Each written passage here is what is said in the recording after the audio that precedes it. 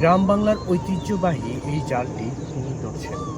এখন এই মুহূর্তে তিনি জালটি উপরের দিকে টেনে তুলছেন। শান্ত নদীর তীরে বা খালের কিনারায় দাঁড়িয়ে থাকা এই বিশাল কাঠামোটি কেবল একটি মাছ ধরার জাল নয়, এটি গ্রাম বাংলার এক জীবন্ত ঐতিহ্য।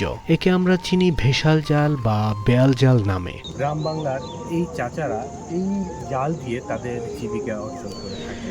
বাঁশের মাচা আর নিপুণ কারুকার্যে তৈরি এই জালটি যখন নদীর জলে ধীরে ধীরে ডুবে যায়, তখন যেন জলরাশির গভীরে এক নিস্তব্ধ অপেক্ষার শুরু হয়। আর যখন টেনে তোলা হয়, তখন পুঁটি, চিংড়ি এমন অনেক ধরনের মাছের লাফালাফি গ্রামীণ জনজীবনের এক পরম আনন্দ আর সজীবতার ছবি এঁকে দেয়। এখানে দেখা যায় যে সারা রাত বা সারা দিন ধরে তারা মাছ ধরে, সেই মাছগুলো তারা নিজেরা খাচ্ছে এবং কি এগুলোকে তারা বাজারে নিয়েও বিক্রি করছে। তাতে করে তাদের কিছুটা টাকা আর্ন হচ্ছে এবং কি নিজের খাবারেরও একটা ব্যবস্থা হচ্ছে। ভেসাল জাল মানেই আলতো বাতাসে বাঁশের গর্ষণের সেই চেনা সুর আর মাঝির একনিষ্ঠ ধৈর্য।